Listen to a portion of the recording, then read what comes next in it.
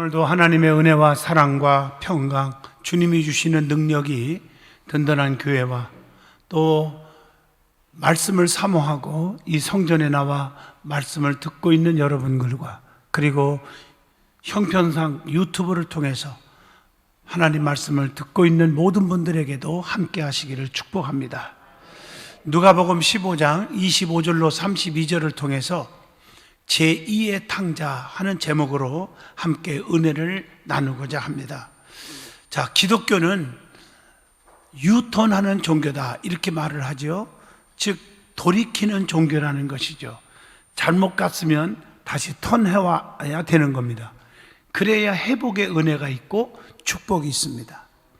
허물 많고 부족하고 죄인 중에 괴수 같은 자라 할지라도 회개하고 돌아오면 무조건 용서하시고 회복의 은혜를 주시는 것입니다. 자, 그래서 하나님의 말씀을 들을 때 여러분 100번, 1000번을 들어도 그 말씀에 열매가 없는 이유가 무엇입니까? 오늘 말씀에는 세 가지가 있다는 것을 알아야 된다는 거예요. 지, 정, 의가 있습니다. 지는 하나님의 말씀을 제대로 아는 거예요. 제대로 듣고 이 말씀의 그 뜻이 하나님의 주시는 메시지가 어떤 의미를 주는지 또 하나님의 섭리와 깊은 뜻이 무엇인지를 바르게 알아야 되는 거예요. 그래서 알았으면 정, 그 말씀에 깊이 깨달아야 되는 것입니다. 깨달았으면 의, 그 말씀대로 살도록 결단을 하는 것이 중요합니다. 아, 내가 남을 미워했구나. 이제부터 사랑하고 살리라. 평생 결단을 하는 거예요. 내가 이제부터 남의 잘못된 것을 용서할 줄 알고 품을 줄 알고 관용하겠다.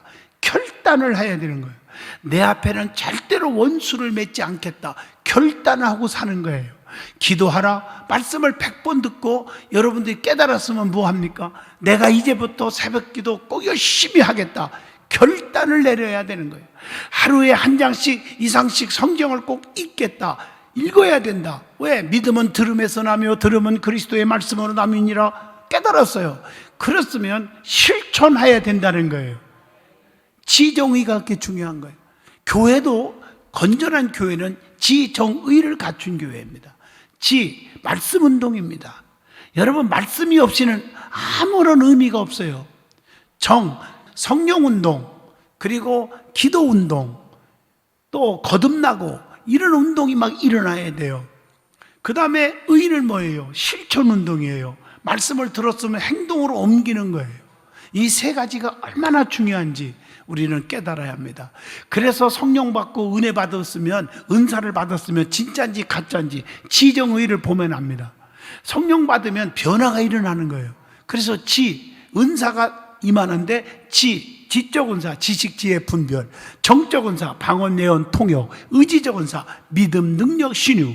그래서 고린도전서 12장에 이 9가지가 나오는 거예요. 은사는. 그러면 열매가 맺혀진다고 했어요. 그게 갈라디아서 말씀 보면 사랑, 신앙, 화평, 온유, 자비, 양선, 오래 참음, 충성, 절제, 이렇게 9가지 성령의 열매가 맺혀질 줄로 믿습니다. 자, 그러면 누가복음 오늘 15장 11절로 32절까지를 보면요, 탕자 비유의 말씀이 나옵니다. 탕자 비유는 하나님의 절대적인 사랑을 우리에게 잘 보여주고 있는 말씀이라고 봅니다. 어떠한 실수도 죄악도 하나님께 진심으로 뉘우치고 회개하고 돌이키면 하나님은 무조건 용서하시고 구원해 주시는 하나님의 사랑을 교훈하고 있다는 것입니다. 특별히 탕자의 비유는 두 부분으로 이루어지고 있습니다. 첫째 부분은 누가복음 15장 21절로 24절입니다. 하나님께서 잃어버린 죄인을 다시 찾은 것에 대한 그 말할 수 없는 기쁨을 말씀하고 있죠. 둘째 부분은 오늘 본문의 말씀이에요. 25절로 32절. 아버지 곁에서 아버지의 사랑을 받고 살았지만 그 사랑을 잊어버리고 살아가는 그 집안의 탕자에 대한 이야기가 있습니다. 둘째 아들에게 무조건적으로 아버지의 사랑과 자비가 베풀어진 것에 대한 불평과 원망과 불만을 표시하는 그 맏아들에 대한 아버지의 사랑에 대한 이야기가 기록되어 있다는 것이죠. 영적으로 보면 첫 번째 탕자는 쇠리나 죄인이나 이방인들이라고 말하게 되면, 다시 말하면 뒤늦게 그들이 하나님의 은혜로 구원받은 자들의 이야기입니다. 회복됨을 얘기하고 있죠. 첫째 아들인 제2의 탕자는 사제의 은총에 대해 못마땅히 여긴 바리새인과 서기관과 그리고 전 유대인들을 가리키는 것입니다. 둘째 아들은 비록 잘못은 저질렀지만 영적으로 도덕적으로 소생하였다는 거예요. 하지만 제2의 탕자인 맏아들은 오히려 퇴보한 것을 말씀을 통해서 알게 되는 것입니다. 그러나 아버지는 중요한 것은 두 아들 모두를 다 한결같이 사랑하고 있다는 것입니다. 이것이 하나님 아버지의 사랑을 말하고 있습니다. 교회 안에서도 잘했니 못했니 따지지 마세요. 누구든지 하나님 아버지는 다 사랑하고 있다는 것입니다. 오늘은 탕자의 비유 말씀을 통해서 주시는 영적인 교훈과 제2의 탕자인 맏아들을 통해서 우리에게 교훈을 주고 있는 말씀, 이 말씀에 은혜를 받는 시간이 되어지기를 바랍니다. 제일 먼저 탕자의 비유를 통해서 주는 교훈이 무엇일까요? 탕자의 비유를 보면 배신하고 떠난 것은 아들이지만 아버지는 절대로 잊어버리거나 변하지 않았다는 사실입니다. 타락과 회복의 단계를 깨우쳐 주고 있는 메시지죠. 탕자가 타락하게 된 단계가 있어요. 우리가 믿음 생활하면서 또 아버지를 아버지로 믿으면서 타락하게 되는 단계가 있단 말이에요. 누가복음 15장 12절에 보면 그 둘째가 아버지에게 말하되 아버지여 재산 중에 내게 돌아올 분깃을 내게 주시오 달라고 했어요. 세상으로 눈을 돌리는 단계가 있죠. 뿐만 아니라 누가복음 15장 13절에 보면 정욕을 쫓아 사는 단계, 허랑방탕하지요. 아버지 곁에서 떠나는 단계지요. 또 방탕한 생활하는 단계지요. 그런데 누가복음 15장 14절에 보면 그 결과가 뭐요? 빈곤하고 비참하게 사는 단계가 오는 거예요. 다 재산을 탕진하고 그 나라에 흉년이 들어 그가 비로소 궁핍한지라. 아버지 곁을 떠나면 멀리 가면 행복하고 부자가 될 수 있고 호강하고 엔조이 생활이 평생 있을 것 같았지만 그게 순간이라는 거죠. 하루아침에 다 망해버렸어요. 흉년이 들어 먹을 것이 없어 굶어 죽게 되는데 그게 뭐예요? 추하게 사는 단계로 왔다는 거예요. 누가복음 15장 15절에 보세요. 그가 그를 들로 보내요 죄질을 치게 하였는데 엄청난 고난을 당하는 단계가 왔죠. 누가복음 15장 16절 보세요. 돼지 먹는 쥐험 열매로 배를 채우고자 하는데 주는 자가 없는지라. 돼지 밥도 안 줬어 사람들이. 이런 고난이 어디 있습니까? 그 다음에 탕자가 타락했지만 그렇게 타락해갖고 망했지만 회복하는 단계가 있어요. 어떤 단계일까? 누가복음 15장 18절입니다. 내가 일어나 아버지께 가서 이르기를 아버지 내가 하늘과 아버지께 죄를 지었사오니 죄를 깨닫는 단계가 있습니다. 그리고 누가복음 15장 19절입니다. 지금부터는 아버지의 아들이라 일컬음을 감당하지 못하겠나이다. 내가 너무 잘못됐어요. 아버지라고 부를 수도 없어요. 그러니 나를 품꾼으로 여겨주고, 품꾼으로 여겨주고, 완전히 돌이키는 단계죠. 그래서 누가복음 15장 20절 보세요. 아버지께로 돌아갑니다. 그런데 아직도 거리가 먼데 아버지가 그를 보고 측은히 여겨서 달려가서 목을 안고 입을 맞추니, 이게 최고의 사랑의 표현이거든요. 용서의 표현입니다. 그래서 누가복음 15장 20절은 받아들여지는 단계입니다. 죄를 자백하는 단계가 왔죠. 15장 21절에. 그리고 죄를 회복하는 단계가 오지요. 누가복음 15장 22절에 보세요. 아버지는 종들에게 이르되 제일 좋은 옷을 내어다가 입혀라. 그리고 손에다가 가락지를 끼우고 발에 신을 신기라. 이렇게 말하고 있습니다. 그 다음에 어떻게 해요? 즐겁게 사는 단계가 오는 거죠. 아버지 앞에 왔으니까. 누가복음 15장 24절, 내 아들은 죽었다가 다시 살아나시며 내가 잃었다가 다시 얻었노라 하니 그들이 즐거워하더라. 이렇게 말하고 있습니다. 자, 그러면 자식을 대하는 그 아버지의 사랑을 오늘 이 말씀을 통해서 우리에게 깊이 깨우쳐 주고 있다는 거죠. 아버지는 모든 것을 다 허락하시는 분이에요. 요구하는 걸 다 주시는 분이 아버지입니다. 그가 우리가 믿는 하나님의 아버지를 의미하기도 합니다. 아들이 재산 중에 자신에게 돌아올 분깃을 딱 잘라서 달라고 했을 때 누가복음 15장 12절 다 주었어요. 아버지는 자식에게 좋은 것을 다 주는 분이에요. 오늘 누가복음 11장 13절을 같이 봅니다. 너희가 악할지라도 좋은 것을 자식에게 줄 줄 알거든 너희 하늘 아버지께서 구하는 자에게 성령을 주시지 않겠느냐 하시니라. 이렇게 말하고 있어요. 자녀는 주시는 부모의 심정을 알고 모든 것을 선하게 사용하여야 하는데 그렇게 다 주는데 탕자는 세상 향락을 위해서 모든 것을 썼기 때문에 고통이 왔다는 것입니다. 또 하나는 아버지는 어떤 분입니까? 모든 것을 용서하시는 분이 아버지이십니다. 탕자는 재물을 가지고 먼 나라로 가서 허랑방탕하여 재산을 다 허비했습니다. 돼지가 먹는 쥐업 열매도 배불리 먹을 수 없는 지경까지 탕자는 경험하게 됩니다. 집 나간 자식은 이렇게 비참하다는 사실을 누가복음 15장 16절을 통해서 깨우쳐 줍니다. 집 나간 탕자는 스스로 돌이켜서 내가 아버지께로 돌아가자. 나 여기서 굶어 죽는다. 내가 아버지께 가면 양식이 풍족한데 이렇게 말을 하죠. 아버지는 무조건 과거를 묻지 않고 용서의 사랑을 베풀어 주시는 분이잖아요.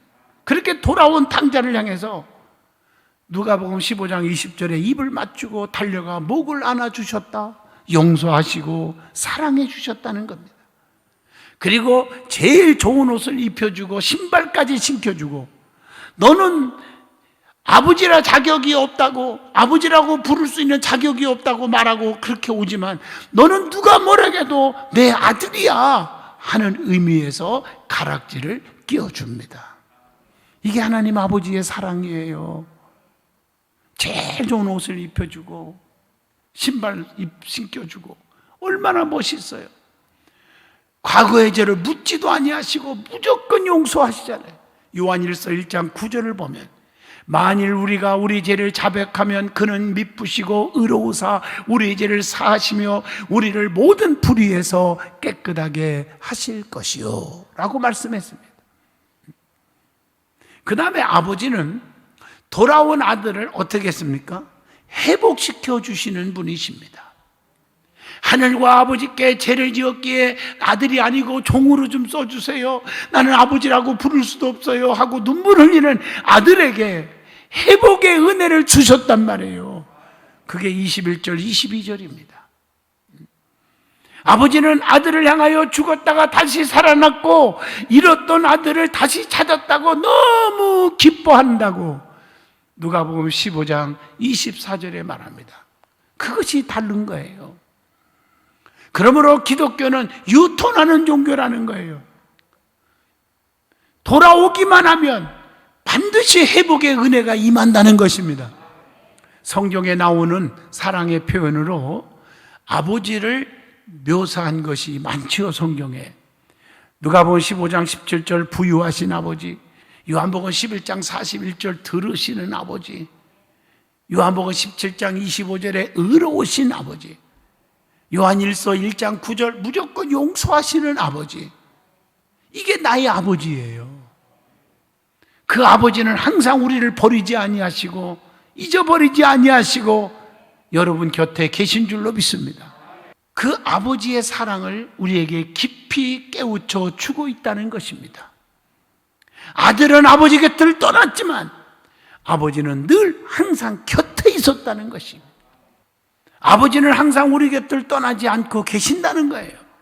사도행전 17장 27절에 이는 사람으로 혹 하나님을 더듬어 찾아 발견하게 하려 하심이로되 그는 우리 각 사람에게서 멀리 계시지 아니하도다. 여러분, 시편 138편 139편에도 그 말씀 아닙니까? 하나님은 높이 계셔도 낮은 자를 하감하시며 멀리 계셔도 교만한 자를 아신다. 앉고 일어섬까지도 아시며 내가 하늘에 올라갈지라도 거기 계시고 음부에 내려갈지라도 거기 계시며 주의 오른손이 나를 붙드시나이다. 아버지는 우리 곁을 떠나지 않아요. 그래서 마태복음 28장 20절에 내가 세상 끝날까지 너희와 항상 함께 있으리라 하시니라. 아들은 아버지를 버리고 떠났지만 아버지는 포기하지 않습니다. 우리 주님은 잃은 자를 찾아 구원하시러 이 땅에 오신 분임을 아셔야 합니다. 누가복음 19장 10절 인자가 온 것은 잃어버린 자를 찾아 구원하려 함이니라. 우리가 하나님을 사랑한 것이 아니요 하나님이 우리를 사랑하신 것이라고 요한일서 4장 10절에 말씀합니다. 아들의 관심은 뭐였습니까? 먹는 거, 육신적인 거, 양식이지만 아버지의 관심은 아니에요. 아들이에요. 생명이에요. 보세요. 누가복음 15장 17절 보면 스스로 돌이켜 이르되 내 아버지에게는 양식이 풍족한 품꾼들이 얼마나 또 많은가? 그런데 나는 여기서 굶어 죽는구나 이렇게 말하고 있거든요. 양식이에요. 그러나 아버지의 관심은 아들입니다. 생명입니다. 이걸 아셔야 돼요. 여러분, 천하를 얻고도 자기 생명 잊어버리면 무엇이 유익하겠는가? 여러분, 재물을 쌓아놓고 권세와 명예를 짊어지고 산다 할지라도 죽어버리면 끝나는 거 아닙니까? 저는 죄송한 말씀이지만 지난 주간 수요일날 낮예배 설교를 끝나고 갑자기 통증이 막 오는 거예요. 아주 죽을 정도로 오는 거예요. 아, 이러다 죽나? 그래서 막 얼른 보건병원에 응급실로 갔더니 혈압을 재보니까 내가 고혈압이 아니거든요. 근데 어떤 스트레스 받은 것 같지도 않은데 200이 올라가는 거예요. 누가 그러대요? 210까지 올라가면 터져서 그냥 그대로 뇌출혈로 죽는다고. 아이고, 빨리 가기를 다행이지. 죽었으면 어떡할 뻔했어요? 근데 막 아무리 주사를 놓고 약을 먹어도 이게 가라앉지를 않고 막 고통이 너무 심해가지고 이대로 죽는가 보다. 그래서 밤새도 하루 종일 응급실에서 있었어요. 계속 막 10분 간격으로 재보고 막 30분 간격으로 재보고 막 검사하고 밤새도록 아침까지 했어요. 9시까지. 그래도 안 돼가지고 입원을 했어요. 그래서 하루 또 더 입원했어요.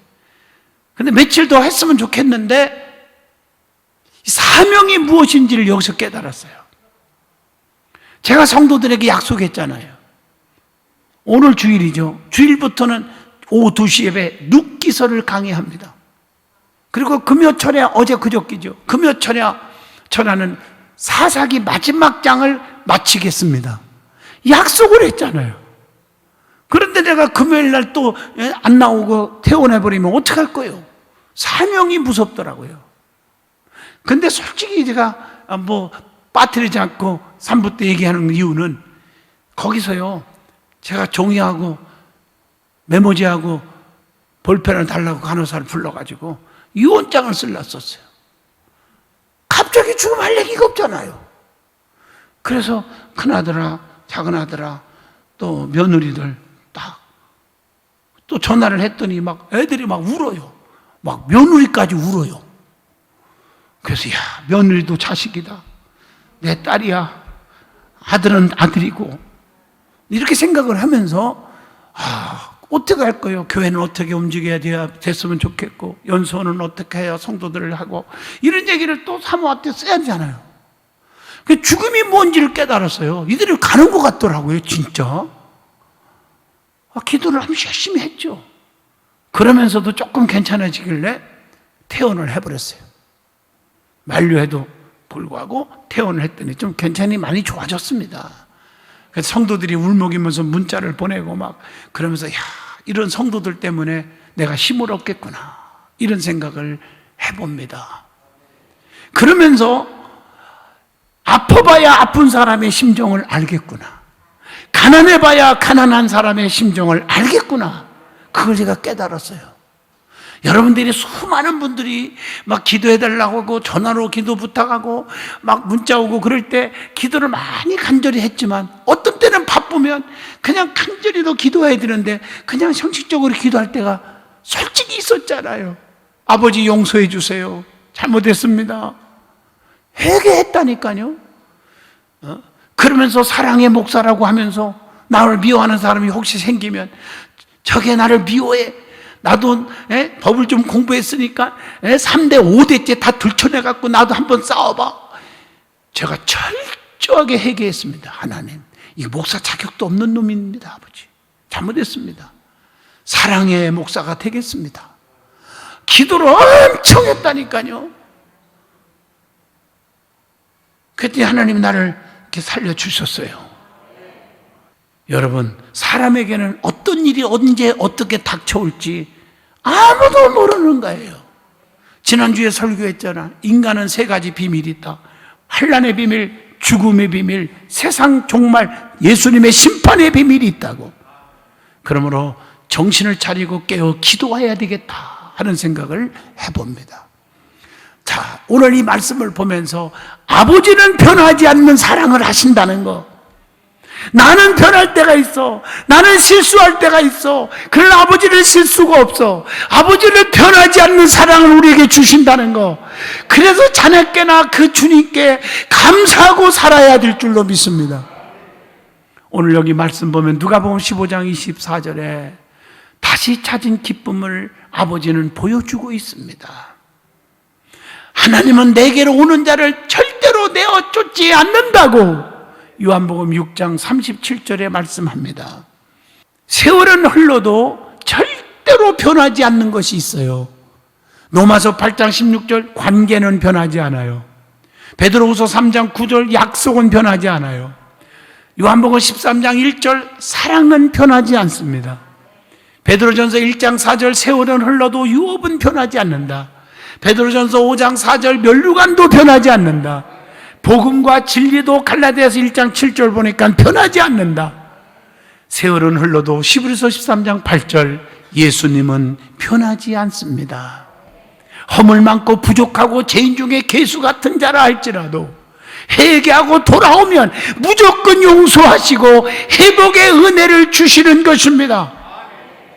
그러므로 여러분, 사람들이 주변에서 성도끼리 좀 불평한 게 있고 좀 부족한 게 있고 실수가 있더라도 아버지가 용서해 주시면 그 사람 우리가 정죄하거나 선입관념을 나쁘게 가지면 그것은 죄악이라는 것을 말씀을 통해서 깨우쳐 주고 있습니다.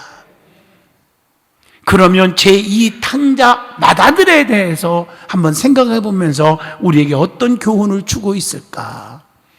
둘째 아들이 집을 나가 방탕한 삶을 살다가 거지가 되어 회개하고 돌아오는 모습을 보고 아버지는 과거를 묻지도 않고 용서하시고 회복의 은혜를 주었다고 하는 것입니다.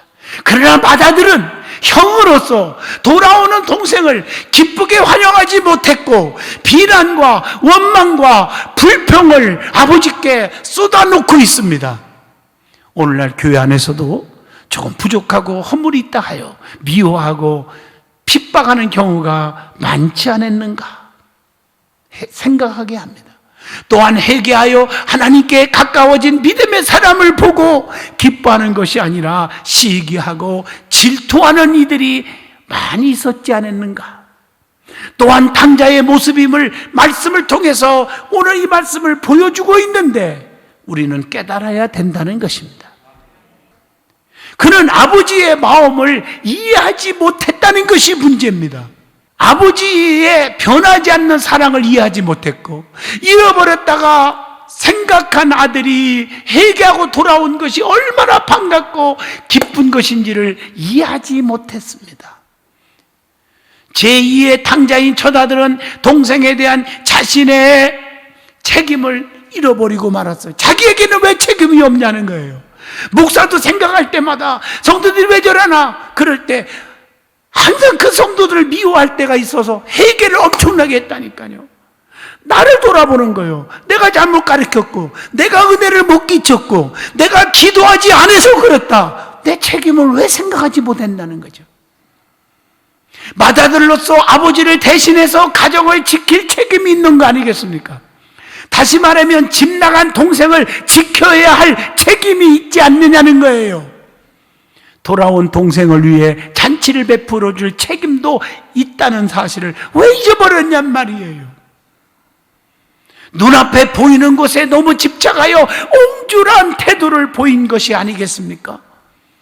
재산을 탕진한 것만 생각했지 귀한 생명이 회개하고 돌아온 것을 보지 못한 것입니다. 너그럽고 덕스러운 형의 모습을 잃어버린 거예요. 그래서 제2의 탕자의 죄악이 무엇입니까? 구체적으로 25절로 28절 잔치에 동참하지 않아요. 아버지의 기쁨에 동참하지 않았고, 그래서 우리 성도들은 하나님의 기쁨에 동참하여야 하는 것입니다. 그리고 화를 내고 분기를 하고 불평하고 원망했음을 28절을 통해서 나옵니다. 믿음의 사람들은 남의 허물을 보고 분기하고 불평하고 비난해서는 안 된다고 잠언서 19장 19절에 말하고 있습니다. 아무리 실수가 있어도 잘못한 거 있어도 감춰줄 줄 알고 기도해 줄 줄 알아야지, 그걸 들춰내는 것은 아주 잘못된 사람입니다. 그래서 마태복음 7장 5절을 읽어봅니다.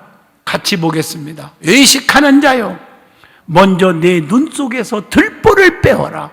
그 후에야 밝히 보고 형제의 눈 속에서 티를 빼리라. 이렇게 말씀합니다. 그리고 맏아들은 자기 자랑에 빠져버렸어요. 큰아들은 자신의 공로를 내세우면서 아버지의 일을 했다고 막 자랑을 해요. 29절에 보니까 동생 탕자는 아버지의 살림을 창기와 함께 다 날려버렸다고 비판을 쏘놓고 있습니다. 30절에 성도는 자신의 공로를 내세우면 안 됩니다. 그런 자는 한결같이 시기 질투가 많아지게 돼요. 그리고 남을 비판하는 엄청난 죄를 짓고 마는 것입니다.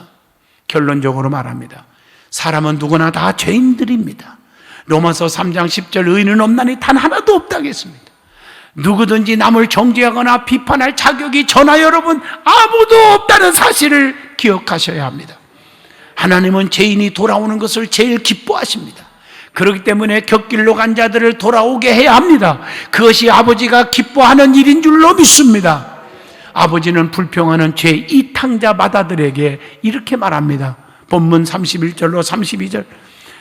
너는 항상 나와 함께 있으니 내 것이 다 내 것이로되 동생은 죽었다 살아났고 잃어버렸다가 얻었으니 얼마나 즐겁고 기뻐하는 것이 마땅하지 아니하냐.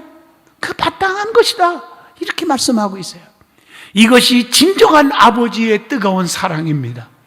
사랑하는 성도 여러분, 제2의 탕자와 같은 자가 되지 말고 마음을 넓히십시오.